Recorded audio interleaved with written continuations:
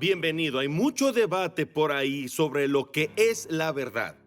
Nuestra cultura actual dice que puedes inventar la verdad. O esta es tu verdad y yo tengo mi verdad. Y eso no es más que un engaño, para ser honesto contigo. Porque de acuerdo con la Biblia, de acuerdo con la realidad y de acuerdo con la ciencia, la verdad es verdad. No es negociable. El asunto es este. ¿Estás listo para la verdad que es de Dios? Y sobre ese tema, el día de hoy estudiaremos un mensaje que enseña cómo la verdad nos separa. Y quizás estés pensando, ¿la verdad nos separa? ¿Eso es posible? Bueno, ciertamente la verdad separa a la gente en sus opiniones, la verdad separa a la gente en su posición, pero me refiero a la verdad que nos separa a ti y a mí en nuestra relación con Dios de nuestra antigua vida a la nueva vida. De vivir una vida dedicada a buscar placeres egoístas, la Biblia lo llama tinieblas, a una vida de buscar la presencia, el rostro y los placeres de Dios. Algo muy diferente. Hay una vida a la que entramos cuando nacemos, pero la nueva vida, que es producto de la separación, es una vida del Espíritu. Y es increíble. ¿Sabes? Lo último que tú y yo necesitamos en este mundo es que otro teólogo se siente y nos escriba otro libro sobre cómo ser cristiano. No, porque lo cierto es que todo lo que necesitamos nos ha sido dado por Dios en su palabra. Solo tenemos que experimentar una gran separación por la verdad de Dios. Significa que tengo que alejarme del antiguo Jack, como sea posible. Y la palabra de Dios lo logra. No estoy hablando de unirme a una iglesia, no estoy hablando de actuar espiritual, estoy hablando de una vida del todo separada de lo que solíamos ser. Me encanta cómo J. Vernon McGee menciona cómo el apóstol Pablo era capaz de enseñar de tal forma que llevaba la verdad hasta donde los niños pueden comer las galletas. Verdad sencilla. La verdad que separa. Así que toma tu Biblia y estudiemos. Tú y yo sabemos que podemos dar testimonio de que nos avergonzamos porque no siempre nos aferramos a la verdad. A veces nos alejamos de ella, pero sabemos que pertenecemos a la verdad. La Biblia es la verdad de Dios. La Biblia no contiene la verdad de Dios. La Biblia es la verdad de Dios. Y justo ahí él comienza diciendo, por lo tanto, hallo esta ley. Hay una ley que está en acción. Es un evento espiritual. Una ley que trasciende de este mundo. Es importante porque no está hablando de religión, está diciendo que hay algo dentro de mí que me está hablando constantemente. Hallo esta ley porque existe una voz en mi conciencia. Hay una voz en mi alma, hay una voz que me habla. En Juan capítulo 1, verso 4, la Biblia dice, en ella estaba la vida y la vida era la luz de los hombres. La verdad de Dios habla a cada hombre, mujer, niño y niña. No tienes que poner excusas al respecto y no tienes por qué encubrirla, es un hecho. Y saben, recuerdo que hace unos años justo me vino a la mente. Había un hombre, de hecho, puede ser que por la gracia de Dios está viéndonos ahora, eso espero. Y para aquellos que no lo saben, no siempre hacía esto en mi vida. Estuve trabajando, era un supervisor en un increíble laboratorio de investigación y de desarrollo. En Baxter, ahora se llama Edwards Life Sciences. Es una buena corporación. Y disfruté mucho mi tiempo allí. Y cuando la iglesia creció, requirió más tiempo de mí. Tuve que dejar ese trabajo. Me encantaba. Pero por la gracia de Dios, no me avergüenzo por eso. Y allí conocí a Gene. Su nombre era Gene. Y Gene, si estás viéndonos, espero que esto impacte tu corazón. Él era un ateo atrevido, terco y un poco arrogante, pero podía serlo porque nunca había tenido problemas en su vida. Por eso el ateísmo es una broma. Solo surgen personas que han tenido el lujo de criticar al Dios en quien no creen. Me causa gracia lo enojados que están con el Dios en quien no creen. Pero en fin. Le dije, oye, escuché que adoptaste a una niñita. Él dijo, sí. Dije, qué increíble. Que Dios te bendiga con ese regalo asombroso. Él dijo, no. Claro que no creemos en Dios en nuestra casa. Él dijo, me aseguraré de enseñarle que ella es producto de la evolución. Le dije, estás mal. En serio, le dije, estás enfermo y Te diré por qué lo estás. Los niños y niñas tienen una tendencia natural no solo a creer en Dios, sino también la tendencia natural para lidiar con la verdad. Pueden mentir contra la verdad, pero nunca negarán la verdad. Lo saben porque cuando tienen las migajas por toda la cara y les preguntas, ¿te comiste esa galleta? Y ellos dicen, no. Saben que mienten contra la verdad. Los adultos lo perfeccionamos. Comenzamos a decir tantas mentiras que llegamos a creer que son verdad. Y por cierto, este es uno de los juicios de Dios. Cuando mientes contra la verdad, puedes mentir tanto que lo haces verdad. Escuchamos eso en nuestra cultura actual. Bueno, es mi verdad. No dudo que sea tu verdad, pero solo es tu verdad porque tu juicio ha sido corrompido por el pecado. Y estás justificando tu posición. Debes estar de acuerdo con la tendencia de la cultura de yo tengo mi verdad, tú tienes la tuya. Sabes, nuestra verdad apesta. Solo hay una verdad y esa es la de Dios. En Juan capítulo 8, verso 12, Jesús les habló otra vez diciendo, yo soy la luz del mundo.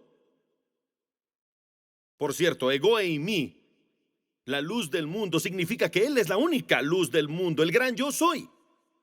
El que me sigue nunca andará en tinieblas, sino que tendrá la luz de la vida. Eso es una verdad impresionante. Sabemos a dónde pertenecemos y esa es la verdad, y el cristiano lo detecta. Recuerda que el Espíritu de Dios está dentro de ti, ahí está, y Él es muy celoso de ti, celoso de manera santa. Y piensa en que su trabajo es asegurarse de que conozcas y te inclines hacia la verdad y distingas entre el bien y el mal. También está la realidad. Pertenecemos a la realidad, el artículo que define y subrayo la realidad. Lo que realmente es. ¿Ves la palabra mal? El mal está presente en mí. Aquí dice, por lo tanto, hallo esta ley. Y esa ley es esta, que el mal está presente o el mal está presente en mí. Hoy quiero decir que solo un creyente fuerte, como lo es Pablo, puede admitir algo así, tú igual, y yo también. Porque cuando no somos creyentes, no somos sensibles al hecho de que el mal está presente en nosotros. Podemos hablar de ello, pero no nos importa mucho. No conocemos la verdadera identidad. Mira, la palabra mal, lo tendremos en pantalla, significa malo, maldad, dañino, repugnante, error. Implica una desviación de lo que es bueno, bondad, beneficioso, saludable o correcto. El mal. Pastor, ¿quieres decir que crees en el mal? 100%. Y no necesito hablar al respecto, solo necesito recordar mi vida pasada. Y también puedo mirar mi vida actual. Ahora, no quiere decir que salgo y hago lo incorrecto. Yo no busco hacer el mal. Solía hacerlo, dices, bueno, entonces no eres malo o no. No sabes con qué lucho en mi cabeza. Ese es el mal. Lucho contra el mal que está en mi cabeza. Está en mi mente y tú también. Escuchen, cuando me confieso así en público me encantaría que ustedes dijeran, sí, amén, hombre, yo también, yo también. Empezaríamos un movimiento, yo también. Pablo está diciendo, tengo esta batalla y digo, yo también. Esa es la realidad. Y ahora la palabra presente significa estar justo a un lado como si estuviera a un costado tuyo para estar dentro. No solo es estar presente, sino significa estar presentando el mal. Es como si el mal estuviera en un desfile. Es así como lo describió un erudito del griego, que este verso aquí, el verso 21, anuncia que el mal desfila dentro de mí. Cada creyente sin parar enfrenta este desfile del mal. ¿Y sabes algo? Es uno de esos momentos. Yo he aprendido en mi vida y en la vida que tuve antes de venir a Cristo. Si disminuyo la protección alrededor de mi mente, agradezco a Dios que durante 46 años esta protección está fija. ¿Y de qué estás hablando, pastor? Significa que tengo protección porque si la disminuyo, si solo descanso en mi mente, sin tener, ¿qué dijo Pablo en otro verso? Preparen para la acción su mente. Si bajo la guardia, si me relajo y dejo que mi pensamiento sea vago, descuidado, el mal entra como el agua que inunda un barco. Y ese mal no es tuyo. Ese mal es mi mal del pasado. ¿Y por qué me cuesta tanto recordar las cosas muy buenas? Pero puedo decirte que a los 17 años, esto lo recuerdo con detalle, ¿cómo es que en mi mente lo veo al instante y en vivo y a todo color? ¿Por qué? Porque es el mal y yo lucho contra eso y tú luchas con eso. ¿Por qué? Porque es parte de nuestra carne que aún no ha sido redimida. Si hoy eres un cristiano, has nacido de nuevo por el poder de Dios. Tienes una mente renovada y un corazón nuevo, pero nada se dice con relación a los cuerpos. Por eso la muerte para el cristiano es gloriosa. Deshazte de este cuerpo maloliente porque se pudre. ¿Sabes? La muerte me libera de los apetitos y demandas de esto. Y un día, en la resurrección, tendremos un nuevo cuerpo sin pecado, que será increíble. Por cierto, escucha esto, Platón, escucha lo que tenía que decir. Él dijo que el aspecto físico de nuestra humanidad bloquea la capacidad de la mente para penetrar la verdad absoluta. ¿Y recuerdas a Platón? ¿Quién es? ¿Cuándo vivió? ¿400 antes de Cristo? ¿200? Estamos muy atrás en el tiempo. Pero la mente y el alma son eternos, libres y en contacto con la realidad absoluta. El obstáculo para una visión de la verdad se encuentra en el cuerpo. ¿No es interesante? Él lo sabía. ¿Por qué? Porque Dios lo escribió dentro de Platón. Y por lo tanto, el cuerpo es algo de lo que necesitamos ser redimidos. Platón y Sócrates decía que tuvieron una conversación y fue algo así, se cita así. Puede ser que Dios pueda perdonar pecados, pero no veo cómo.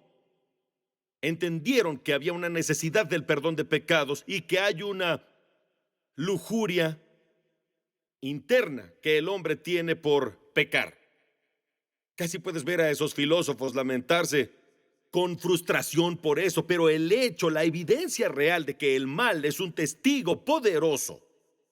Lo pondré de esta manera, es la antítesis, es lo opuesto de lo que es bueno.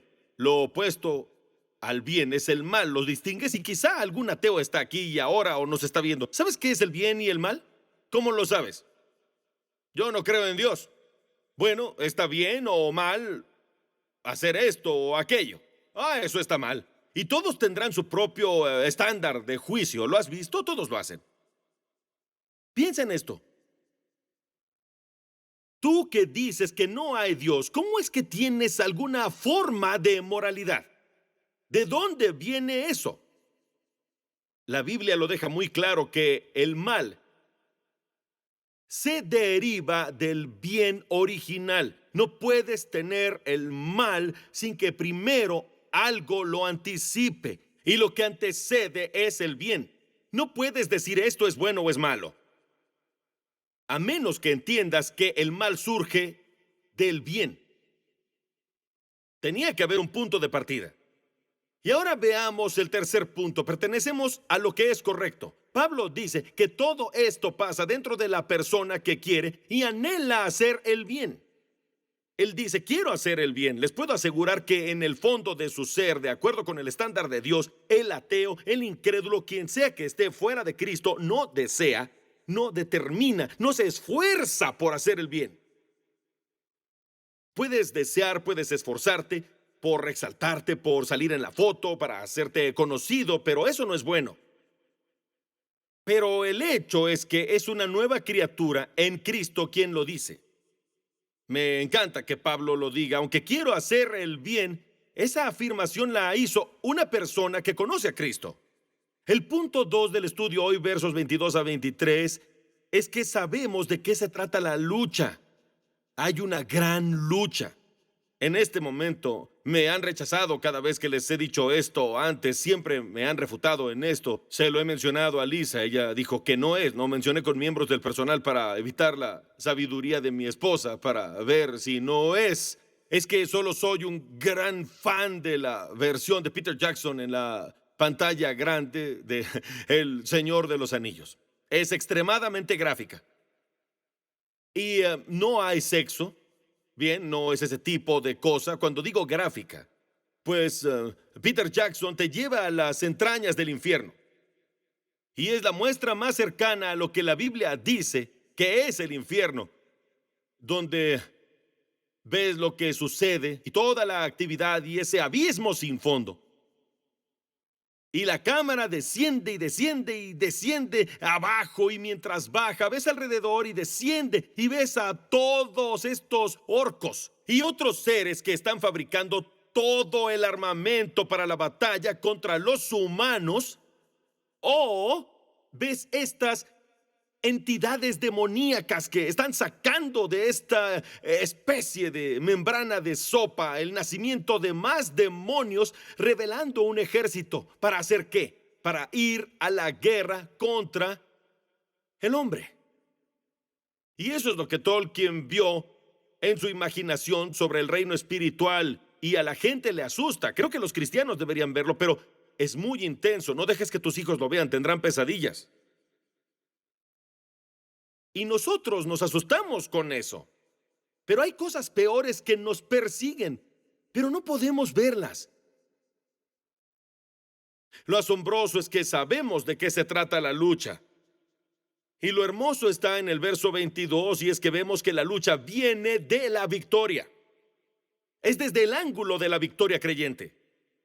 Si has leído tu Biblia, ya sabes esto. Nunca nos dieron el permiso de ser derrotados. Jamás en la Biblia. ¿Sabes eso? La Biblia dice que somos más que vencedores.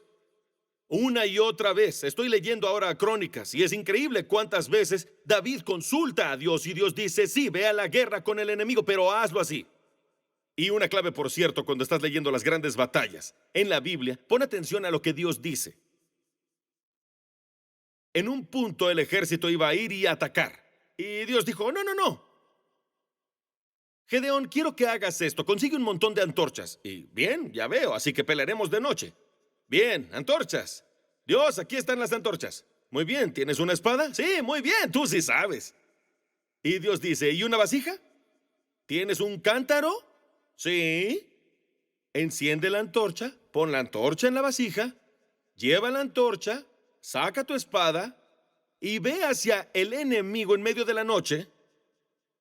Y cuando les ordene que griten, griten. Esta es la estrategia de Dios.